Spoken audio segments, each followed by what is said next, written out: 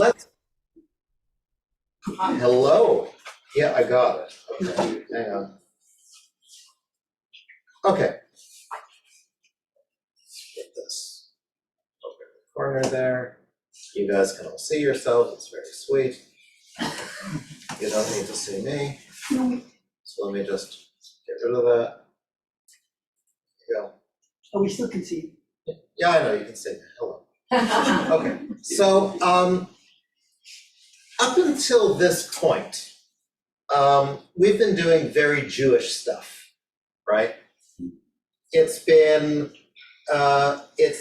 Bible and interpretation, and it's been Talmud and Mishnah and Halacha, and these are all very Jewish activities, right? But there is this other religion known as Islam. And Islam was very interested in translating books into Arabic. And some of the books they translated into Arabic were the Greek philosophers and the Greek classics. And the Muslims looked at the Greek systems of philosophical thought and thought, oh, Aristotle, Plato, it's so organized, it's so rational. Our religion is rational. It should be possible to organize our religion according to philosophical lines. And so, eschewing what the rabbis had done, which was to reject Greek philosophy as something dangerous and scary, if you want to look at that, read Milton Steinberg's As a Driven Leaf for an example of a rabbi led astray in fictional form by Greek philosophy. They embraced it. Now, when the Islamic Empire took over basically everywhere that Jews lived, for the most part. Not Franco-Germany. Not Franco-Germany, but how many Jews were there in the 6th century? Hard to count. Hard to count. Arabic became a lingua franca for the Jewish people. And so you have these Jewish scholars who are now encountering Plato and the philosophers through the Arabic lens. And they're also noticing that the Arabs have had, or the Muslims have had good success with this. And maybe if our religion is rational, maybe we should try this too. Okay? So up until this point, our conception of God has been disorganized. Yeah, it's monotheism, but we've got angels and spirits and God knows what else is going on there. And it's anthropomorphic, and there's also a lot of contradictory stuff in it. And we'd like to fix that, okay? So we are trying to apply it. So we're going to look at 4 different philosophers in our tradition. We're going to look at Saadia ben Joseph, or Saadia Gaon, and he's going to demonstrate the rationality of Jewish belief. He has this principle: scripture that is contrary to reason must be figurative. And, suffering, it's a gift, because, we have free will, right? No. Yeah, it has to be. Solomon ibn Gabirol, his main philosophical work wasn't recognized as being by him until the 1800s. We don't have the original, but it exists in Latin, and the Christians love it. It's a sort of a Neoplatonism. God emanates sub-gods of action, and God is the God of gods and the prime mover, which is okay. Doesn't exactly work with my understanding, but that's okay. We'll see how it goes. You have Judah Halevi. Judah Halevi writes a book called the Kuzari. Whether it happened or not, there was this land of the Khazars. Well, there was. It did exist. And they all became Jewish. Not all of them. Some of them, maybe at least one of them. He wrote a book.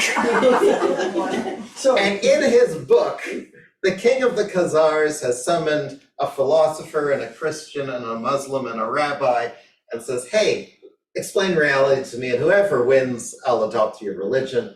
I don't recall what happens to the losers, it can't be good. And he writes this dialogue, and so he explores, philosophy of Judaism as a dialogue. And then you've got Maimonides, who brings back Aristotle, which, quite honestly, I can't tell the difference between Aristotle and Platonism, but we will try to figure it out together. So that's the background, and I left behind my 1 page of notes, and so therefore I'm just going to ignore them. That's true. Okay, so let's look first at Saggidawan. So I printed up copies for at least some of you. And some of you brought your own, I see, that's good. So you may have to share. Not having, Oh, you have, okay. I can't do it this morning. And you can also read off the screen, I mean, it's all there, right? It is behind me, it is behind me. Oh, okay. Okay, They're extra, anybody? No? wow, I did well. Okay, so who would like to read for us this first selection from Sadia, from Sefer Ha'emot V'Ha'deot, Treatise to Exordium? Okay, Mel.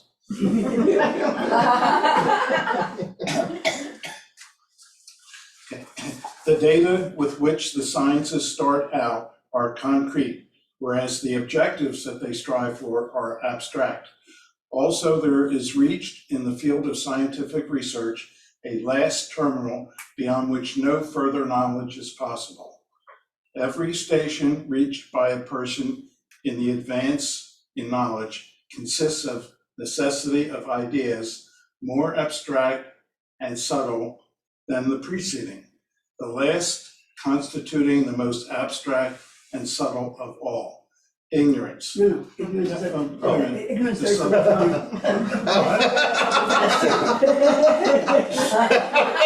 That's what I read at the beginning too. That's what it looks like. Ignorance, on the other hand, has no such source from which it is derived, being merely the absence of knowledge. okay, let's take this, let's unpack this, because as often happens, you can't just read something and say, oh, wow, that's great, I know who the murderer is.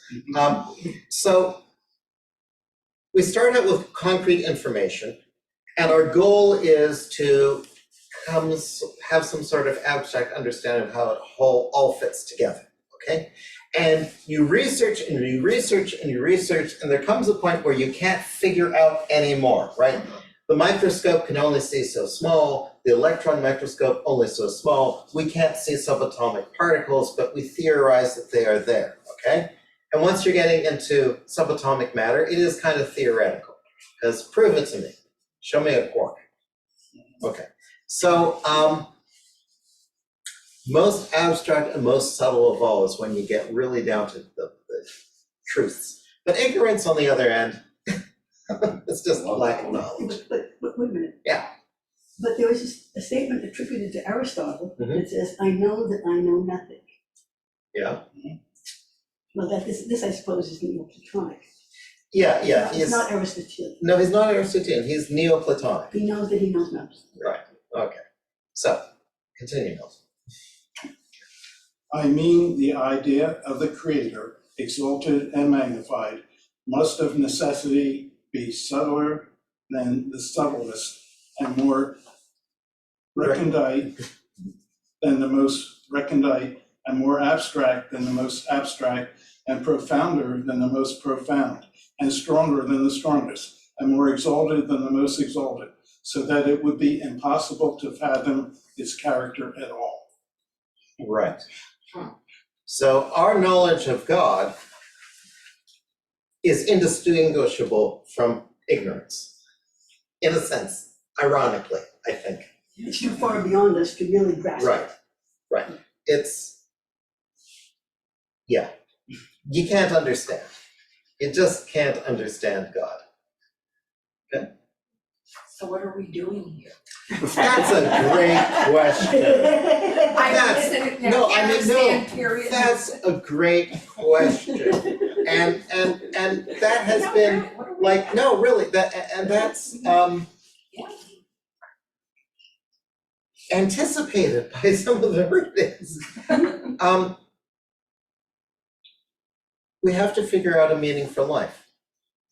We have to figure out some sort of motivation for the universe. We need to, there has to be some higher meaning. Otherwise, why are we putting up with all of this? So this at least is saying there is a higher meaning, but it is not necessarily accessible to us through pure reason.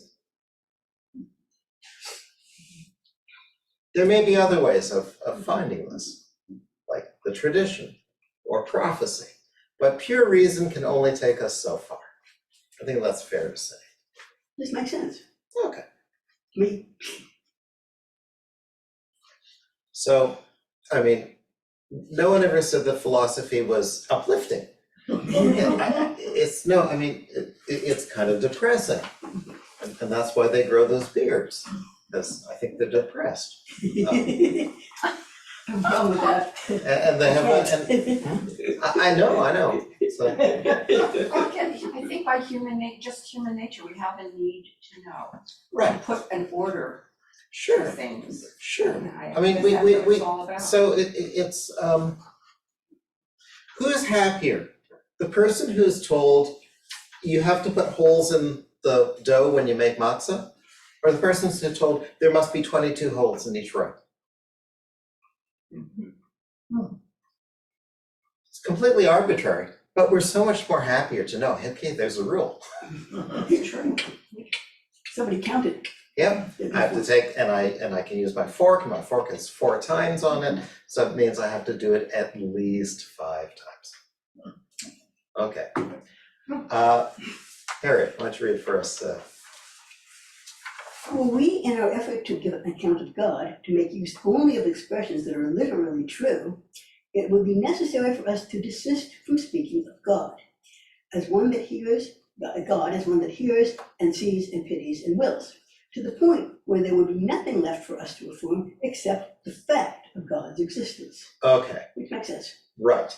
How does it make sense? because, we can't put it into words. We've tried different ways to put it into words, and so far, it doesn't seem to make sense to me.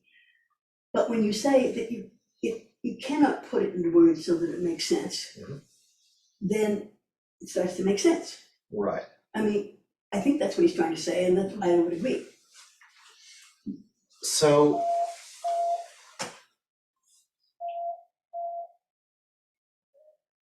why is someone calling me from Norristown? Oh, it's spam. We get lots of yours. Oh. Okay. Usually my spam comes from Long Beach, because that's what my area code is. But, Now spam comes from all over. Yeah. Okay. Lots of places you've never heard from. Yep. Never heard of. oh, can I call them back? Sure. Nice. It might be one of our members, I'm not sure. In Norris State, It's in Pennsylvania. maybe somebody works there, but nobody lives I there. don't know.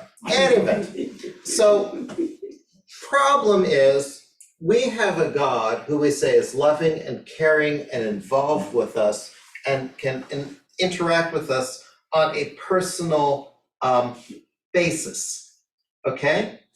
And that might be difficult if you want to go with philosophy. Mhm. Because once God is able to pay attention to anything specific, God has become less abstract.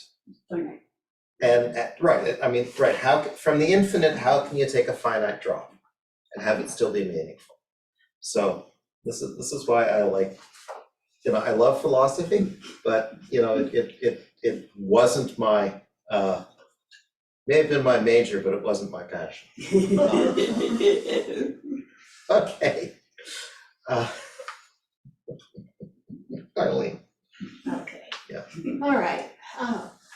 Now, when a person has achieved the knowledge of this lofty subject by means of rational speculation and the proof of miracles and marvels, his soul believes it is true, and it is mingled with his spirit and becomes an inmate of its innermost recesses. Okay, so see what we've added? We have rational speculation, but we also have proof of miracles and marvels. Called belief. Okay, belief. Mhm. Okay, mix those two together, and this becomes innermost. Okay, keep going. So the result is then that whenever the soul walks in its temple, it finds it. Moreover, his soul becomes filled with completely sincere love for God, a love which is beyond all doubt. The servant of God will also grow accustomed to remembering God in the daytime while doing work, and at night while lying on the bed. Sounds like the Shema. Nay, it will almost speak, his spirit, lovesick at the recollection of God, out of longing and yearning. Nay, more, the mention of God will nourish the soul, and more than fatty foods and God's name will quench its thirst better than the juiciest fruit. The result of this is that when God affords it pleasure, the soul is grateful, and if God causes it pain, it endures it patiently. Put it into your soul and grasp it with your mind. Okay, there it is. Do we buy this? Is this like reasonable? Is this convincing? Well, I think it's as reasonable as a philosopher can get. Ouch. Ouch. Well, So is there a distinction between putting something in your soul and grasping it with your mind? I think there might be. Yeah? I think there might be. Because we don't exactly know where our soul is and what it can grasp by our soul. We know what our mind can accept. Right. We don't know what our soul can accept because it's such an abstract concept right there. So I'm not convinced by this. I think he's working very hard. I think that philosophy, you're never going to be able to prove God by philosophy because it's doomed to fail. But they try, and God bless them for doing it. I mean, really. That's because you believe in God. Yeah, right, it's, so.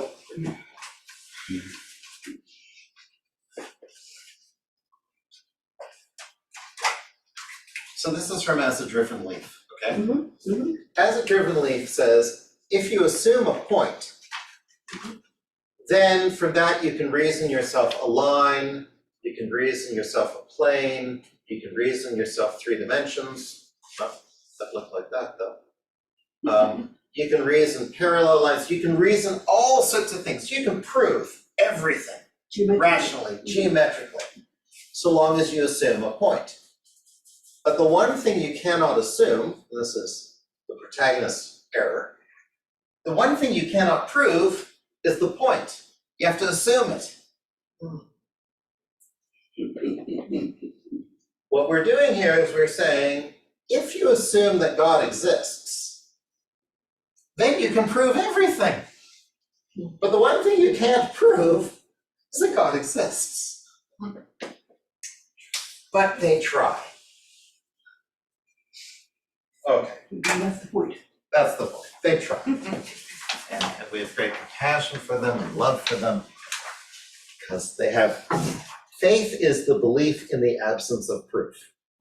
And there is a faith aspect to our religion. There's also a practical aspect. So for example, whether or not you have faith that we the people grant power to the United States government to govern us, it doesn't matter. You're still paying your taxes, and if you don't, they will hurt you. And so can the government. Yes. So the notion is, you can believe or not believe, but the Jewish community is still going to tell you to put out that fire on Shabbat. Okay, the system works if it's not pure belief. Okay, shall we try something different? Okay. Go down to our next So Solomon ibn Gabriel, who is mainly known as a poet, and we're going to look at his poetry. So Diane. Mysterious are thy works, my soul well knows. Thine, Lord, is majesty, all pomp and power. Kingship, whose splendor yet more splendid grows, more topping all in glory and wealth's dower. To thee celestial creatures and the seed of earth sprung kind concede, they almost perish, thou alone remain. Okay, let's translate this a little bit, okay? Yeah. Number one, we don't understand. It's mysterious. Number two, you're pretty powerful and you're great. And wow. And there are celestial creatures and also human beings, and we all concede, right?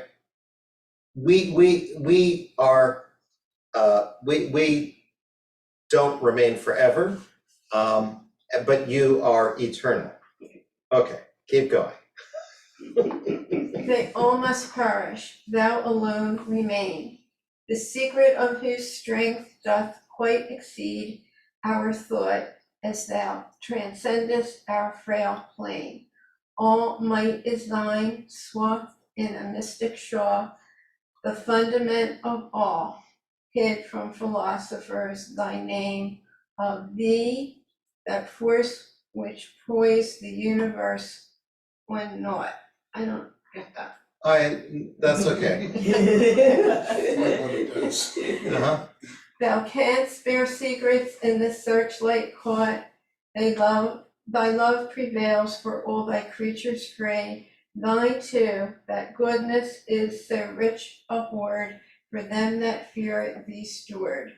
Wonders are thine, no mind may comprehend, and life for which decay shall near decree the end. Okay, so this is crazy stuff, okay? But the basic concept is God is very powerful, we're not. And the philosophers can't quite figure you out, right? You have the ability to see secrets, you know what's going on, you have love, and we have free will, and you're a source of goodness, and we really can't comprehend you, okay? So having stated that we're incapable of doing this, let's try to do it. And also it says, we are mortal, but there is some kind of world to come. Right. Okay. Let's give you a break. Jack, you want to take the next paragraph? Thy name is one, of all the primes the prime, a base of all algebraic argument, a unity beyond account sublime, that leaves the schoolman lost in wonderment, uniquely that neither wanes nor grows, no plus, no defect knows, oneness not gained from accident nor told, on which no change, no factor may impose, nor attribute, nor surrogate, to hold in logic's bounds, that oneness strict defined eludes my weary mind. Okay. This sure was popular with the school kids back Oh, I'm sure. And the selection of a translation that rhymes is pure torture.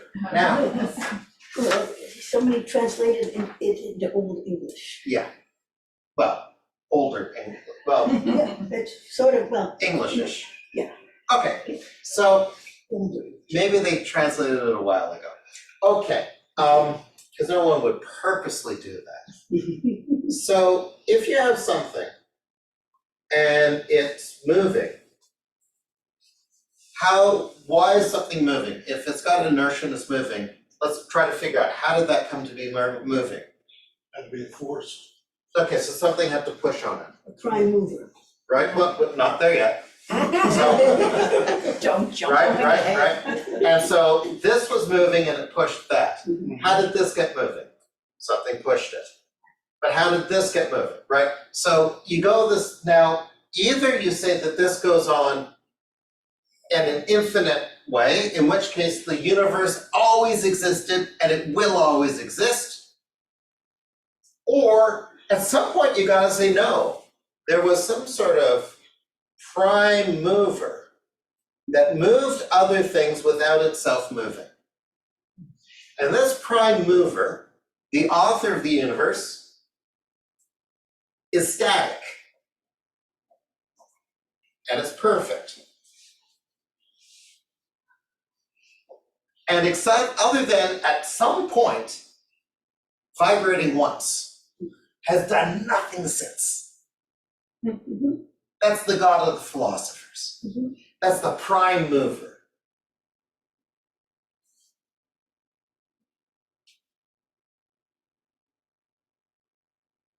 Which kind of gives us a problem, because if we want God to be love and anger, or any kind of emotion, or even to have any engagement with the world, we're not doing that. Only the things that are in motion can do that. So there's the urge and then there's the demi-urge.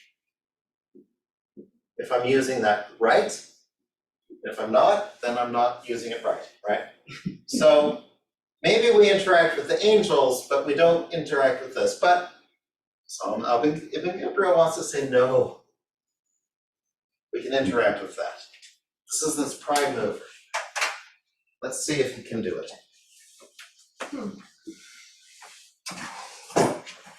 Oh, good God. Do Okay, you believe? yeah. Gillian, Wise art thou, from thee doth wisdom flow, a fount of life, that wisdom which is thine, the mind of brutish man can never know. A wisdom demiurge of thy design, or prime matter was, delighting thee, primeval equally. Wisdom no matter taught thee, not acquired. No tool nor vessel had that master mind, yet dredged it from like source, shaped, cleaned, refined, called non-being to vociferous spawn.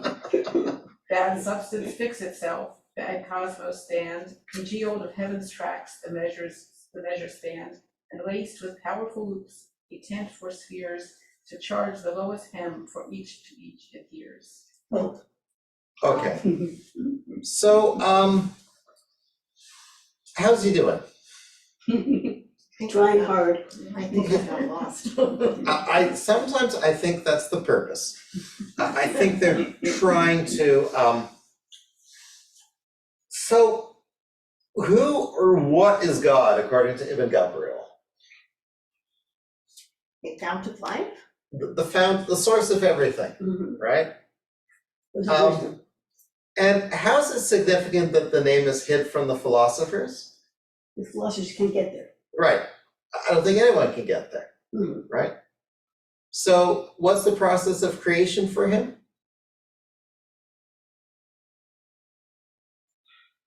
Big Bang Theory. Big Bang, proof, okay, good. So how can we relate to God in this schema? We can't really. No, we can't, okay? So, sort of, kind of good. The Christians loved his work, they did. That's why the translation is in Old Christianese. Well, it wasn't until the 1800s that they figured out that this was by Salam ibn Gabriel. Otherwise, he does poetry. And poetry is the way to express the inexpressible in expression, which is kind of cool. Mhm. But also, I really do not enjoy poetry. Okay. So this is another attempt, but we're trying. Very hard. Why are we trying this? Because the Muslims are having success at this, and we need to compete. And they're also monotheists. They're perhaps even purer monotheists than we are, because they don't have any anthropomorphism. Mhm. Right, there's a lot to be said for it. Okay. So, here we have Judah Halevi, the Khazari, which gets translated into Hebrew and then gets translated into English. And this is a horrible looking paragraph, so I'm just gonna read it. So, this is a dialogue. He, the Khazari, then invited one of the wise men of Israel, a rabbi, and asked him what he believed. The rabbi replied, "We believe in the God of Abraham, Isaac, and Jacob, who brought the children of Israel out from Egypt with signs and miracles, who fed them in the desert and gave them the land of Canaan as an inheritance after taking them across the sea and the Jordan by way of great miracles, who first sent Moses with his Torah and then thousands of prophets after him, advising how to observe his Torah, testifying to its good reward for those who observe it and the dire punishment for those who pervert it." Okay, this sounds Jewish, right? It's the God of history. We have a relationship with God. We believe in God, and God has had these actions in history. Okay, good. And we believe in everything written in the Torah, which is of considerable length. If it's in the Torah, it's correct. Torah mi Sinai, it's from Sinai, it's correct. Good. Allow me to set out some preliminary matters. For I can see that my words hang heavy upon you, and yet you deem them light.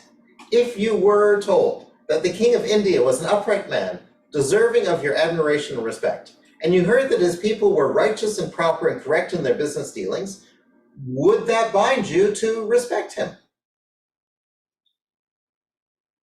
Okay, here's a challenge. If the king is righteous and the people are righteous, do you respect that king? So the Khazari says, how could I be bound to respect him without knowing whether the righteousness of the Indian people is their own or due to their king or both? It could just be a coincidence, right? Righteous leadership, righteous people, but the people are righteous because of a different reason, right? Correspondence is not causality, okay? Everyone who gets a haircut eventually dies. That does not mean that cutting your hair causes your death. Except for Samson.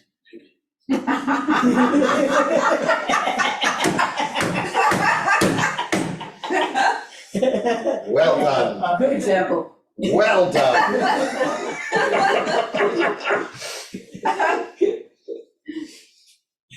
But Samuel never cut his hair and he still died. Okay.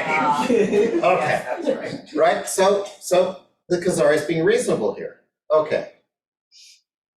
The rabbi replies, "But if his messengers came to you with gifts, which you know can only be obtained in India from the royal palace, and accompanied by a letter stating they are from him, along with drugs which cure your illnesses and preserve your health, and deathly poisons for your enemies which enable you to kill them without any weapon, would this make you beholden to him? Like, if he sends you gifts?"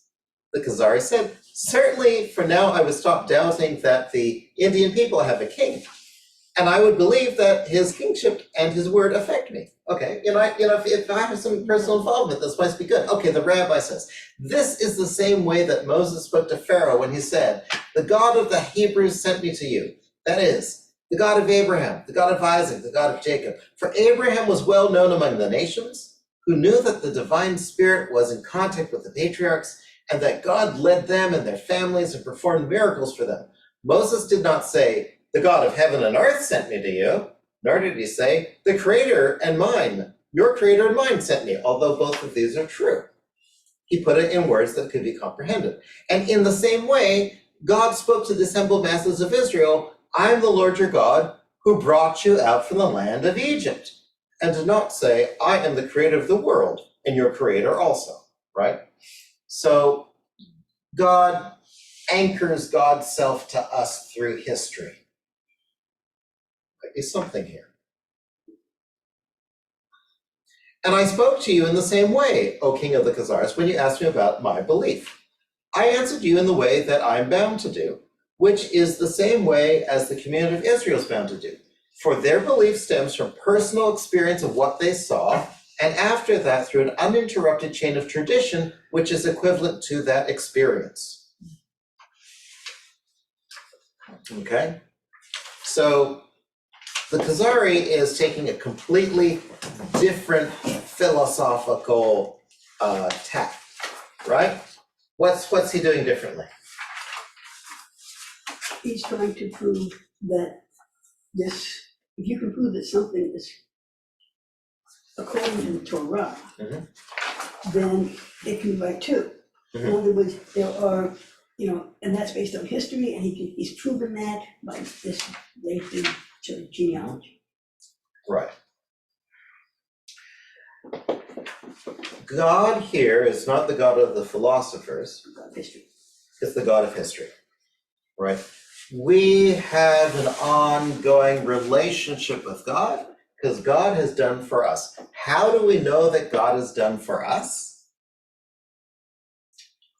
He took us out of the land of Egypt as slaves. There's witnesses. And gave us the Torah. There's witnesses. Now, here's a great example of terrible logic. Doesn't matter. 600,000 witnesses to God's appearance at Mount Sinai. 600,000 people. Could they possibly be wrong? There's only one person writing it down. And only one person who presumably heard it. Right? I mean, I can write down 10,000 people saw me have breakfast this morning, and Doesn't make it true. it doesn't make it true. But don't worry about that logical fallacy. It works for them, right? Certainly, as far as we know, our ancestors have believed in this God concept, and it's worked out pretty well. Well, it's changed over time. It's changed over time, yeah. So do we have this uninterrupted chain of tradition still today, do you think? Yes, some of us accept that, and some of us don't. Sure. You talk about a chain of tradition.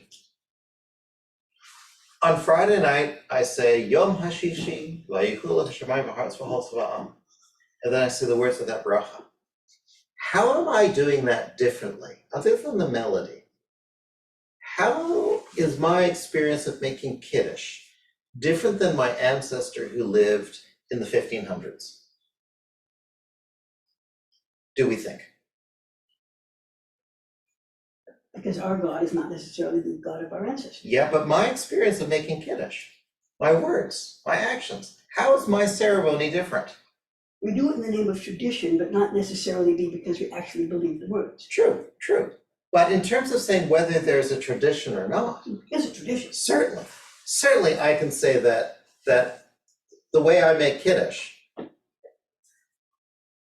has been unchanged, more or less for 2,000 years. Except for the melody, except for Except for the melody. except for our concept of why we do it. Everyone in this room, have you ever imagined you were a slave in Egypt? You're supposed to on Pesach. You're supposed to. You've been invited to imagine, right? So you've all imagined being a slave in Egypt. You've all said you imagine. Ah. You've never imagined it. Not literally. Okay. You have not fulfilled the obligation. I have not, never. I now repent. Even as a child, even as a child at 4 or 5 years old, you didn't imagine it when the paragraph came up? My imagination is not too good. I think it never was. I'm pretty sure that the authors of these texts, seeing as the Haggadah was already in existence, they thought about being slaves in Egypt too. Can you say, though, you imagine, maybe not slave in Egypt, but in situations in your life, I guess a more modern aspect, in situations of your life, a personal Mitzrayim, something you are Yeah, slave to, Sure, a situation, Sure. etc. I've Sure. heard that yeah, interpretation. yeah, but I don't think Solomon Ibn No, he didn't Gabirol mean that. thought of it in that way. No. But no, I think there is some But that's tradition alive going and- on here, right? No, Like- sure. It's, I talk about what's magic about davening, right? The first paragraph of the Amida, I'm doing that pretty much the same way as every Jew on this planet. Pretty much. Who does that? Who's doing it? Yes. Every Jew who's davening the Amida is probably doing it that way, and Unless they're Reformed. probably with that melody. Unless they're Reformed, they might not. Right. And they're still Jews. But also back through time as well. It's like you're in good company. So I think that Judah Halevi has got something going for him here. Okay. I'm sorry. Yeah. I was gonna say this notion though, of imagining yourself as a slave in Egypt. It's hard to try to imagine something that's unpleasant though, Yeah. so I don't know, do we really want, it's like, do you really wanna go there? I mean, Well, that's more of a discussion for the Passover Seder. okay, And you can certainly bring that to your Seder and everyone's gonna be impressed with you. okay. Just bring that there. As I'm sleeping in the kitchen. We also. You are slaving in the kitchen, different yes, you've got it. pictures Right, about that. yeah. Nowadays, that picture has been kind of imposed on us because we've all seen the same movie. Yeah. Yeah. That's true. I know, I mean, Yeah. it's true. It's printed on the That's brain.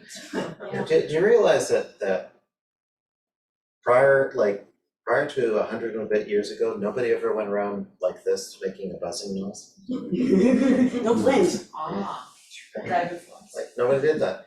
No one said, okay, open the mouth, here comes the flame. Okay. What did they say? Open the mouth, here's the bird? I don't know what they said, but it's a mystery. Okay, Ruth. Oh, what a rum-bum. Now, Maimonides, we have to say something about Maimonides. He was a busy man. He was the chief physician of the court. He was the chief rabbi of Egypt. He is writing a philosophical companion to the Mishnah. He is writing a summary of Jewish law because he thinks it's disorganized. And he's writing philosophy. All at the same, well, not quite all at the same Right. time. I think they go in some Like, sequence. I don't think he ever slept. Okay. Foundation of all foundations and the pillar of wisdom is to be aware of the fact that there is a first existent who brought all, existence into being. And everything that exists, heaven and earth and everything in between, only came into existence because of the actuality of his being. Okay, full stop. He's going full Aristotle here, okay? Prime mover, okay? Keep going. Should one imagine that he does not exist, nothing else would be capable of existing. Right, he doesn't buy we've always been here forever. Although God is eternal and has no beginning, but hang on. Okay, keep going.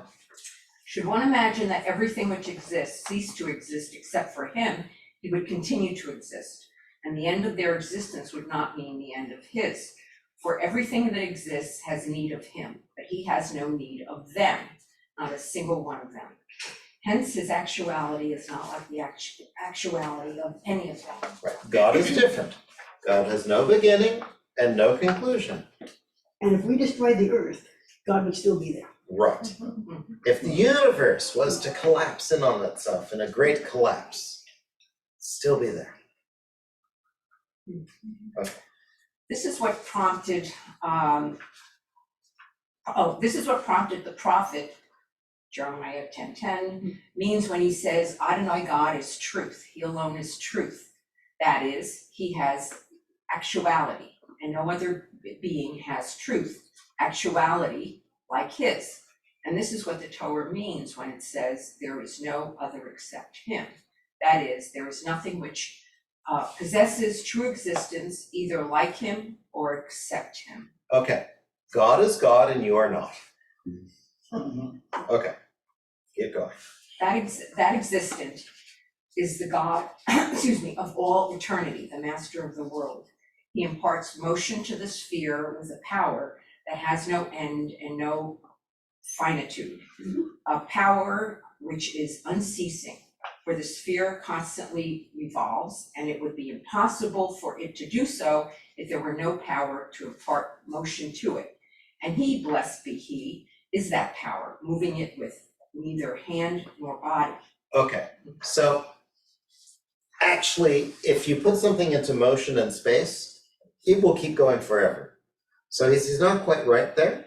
But yeah, I guess the Earth is slowing down a little bit and will eventually fall into the sun in millions of years. Billions.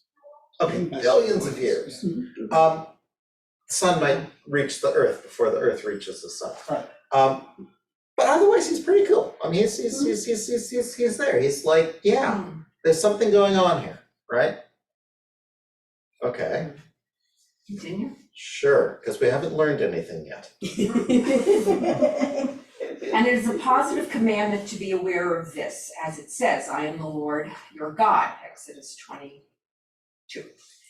And anyone who imagines there is any other God apart from him transgresses a negative commandment, as it says, you shall have no other gods before me, Exodus 23. And in addition, denies a fundamental principle, since this is the great principle on which everything else depends. Okay, have we added anything to our conversation? Not really. No. So,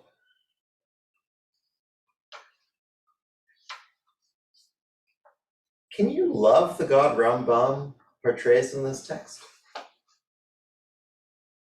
Not really lovable. No. This is kind of a soulless God, right? So our study of philosophy has not done much for us so far. Except prove that philosophy cannot prove or disprove the existence of God, which True. philosophy has always claimed. True. You can't prove the unprovable. Okay, so let's try something different, Rambam-ish. Rambam, kind of against his will, put in some principles of belief. You know, every so often, you put a set of beliefs.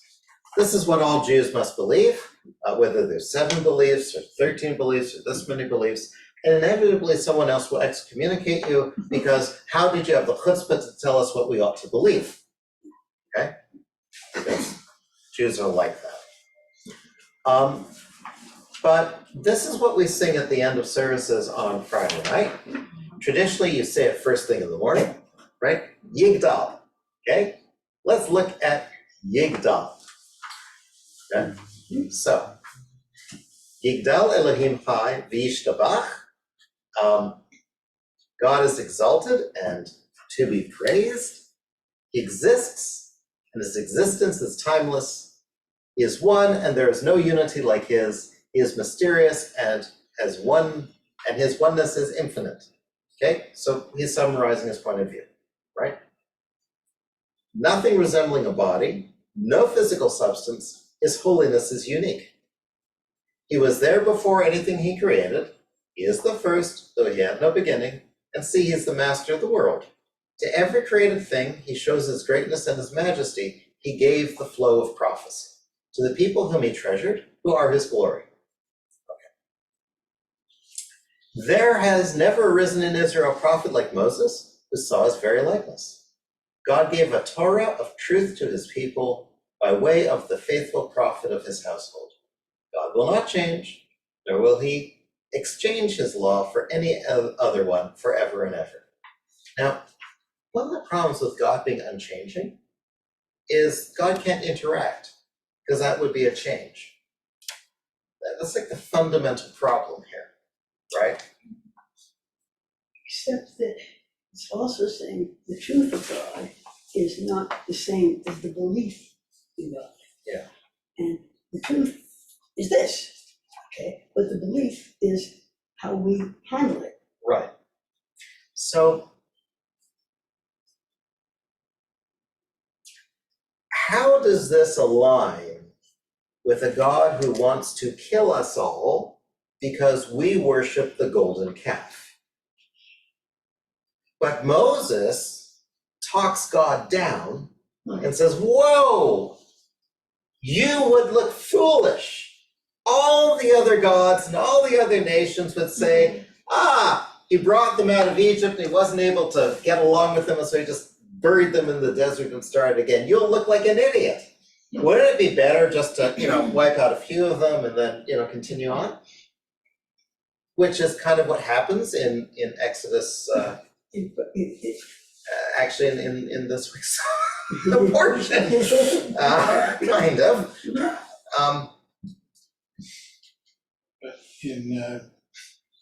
Did God actually do that in Noah? Because he wiped out most of humanity except for one family. It's because nobody argued with them.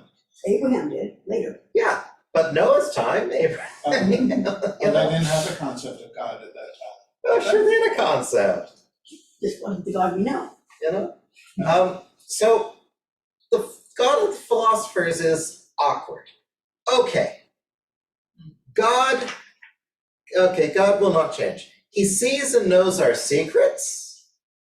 He sees the outcome of a thing at its outset. He rewards the kind and loving man according to his deeds. He brings upon the wicked man evil corresponding to his own.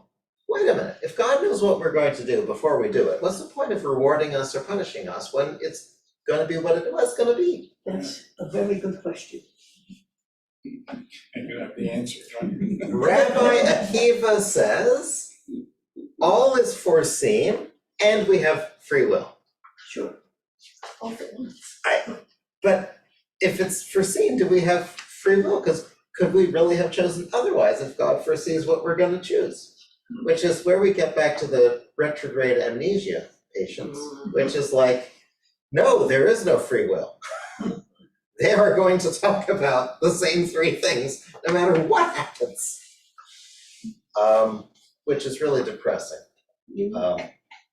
It's not that we have free will, it's just that our determinism is very complex. We can't explain it. There's differences at the quantum level. How would the day play differently if we had done something different? We'll never know. Well, yeah. It's all more, not so much about God, but about man. And Of course, it's just- of course, of course. All speculation is really about ourselves, how we see the world. And this very much parallels the Rosh Hashanah service. Yeah. I mean, it sounds like the poetry we read that sometimes doesn't seem to make sense. Yeah. But it's there, not in these words, but equivalent, that this is what we believe, whether or not we believe it. Yeah, okay. Well, it gives us someplace to hang our hats up. That's right. Every year on Rosh Hashanah, if not any other time. Let's see, just to finish this off, at the end of days, he will send the Messiah to redeem the ones who wait faithfully for deliverance. God will revive the dead in his abundant love and kindness. Blessed be his glorious name for all eternity. Except for reviving the dead, it sort of makes sense. Yeah, the reviving the dead thing is, That's a problem. so reviving the dead doesn't exactly come from the Torah, No, it's later. which is why the rabbis say anyone who denies that reviving the dead isn't that it's in the Torah, anyone who denies it's in the Torah will not be redeemed from the dead. They don't believe the right thing. It's like anyone who denies heaven has no place in heaven. Well, okay, they're probably okay with that, right? So what have we learned from philosophy? What have we learned from our sort of journey down the philosophical rabbit hole? I know that I know nothing. And there's a real yearning to understand. Yeah, I wish I knew. Yeah. See, this is the world we live on, and it's a flat disk. It is? And it's on the back of, For a long time it was. and it's on the back of, 4 elephants. Oh, okay. Back to India then. Pretty good. I'm impressed with my elephant system. Yeah, I like that. Okay. And the elephants are on the back of a turtle. Yeah, Got the turtle upside down. That's good. No, no, feet are fun. The feet are fun. feet are on. Yeah, I know. And that turtle is on top of another turtle. Okay. Just like Dr. Seuss. Very Turtle the strong Turtle. turtles. Yes, very much like Dr. Seuss. And it's turtles all the way down. Feels like a Chinese. Boy, that poor turtle on the bottom. Wow. Whose philosophy is this? It's out there somewhere. Terry Pratchett It's out of this world. Terry Pratchett has a version of this, but he gets rid of the other turtles and he just has the one turtle flying through space. And there's a little sun that goes around, a little moon that goes around. And on the edge of the disc world, there's an observatory, and right now they're trying to figure out the gender of the turtle. Which is just about as useful as this philosophy has been for me.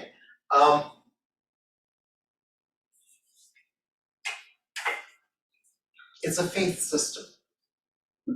Right? All religions are It's- faith systems. It's a faith system. And Judaism has always been a mixture of faith and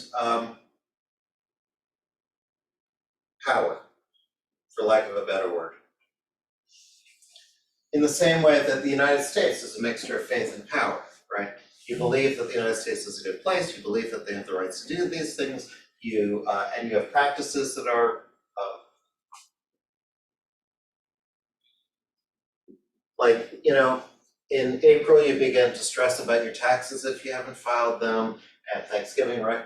And that's how nations work. And the Jewish nation was like that once too. And then with emancipation, Judaism lost all of its power because we now became citizens not of the Jewish state, but of the state that we happen to live in. But we retain our faith and our practices. Until we have a new state. And then it's a hard state to live with. It's a hard state to live with. The new state is also running into troubles. And we can have a whole discussion about that if you want me to not be here for it. I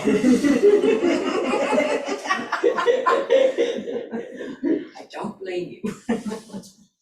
I tend to, so we can stop recording. I attended a brilliant seminar yesterday on the history of Israel and the basic laws.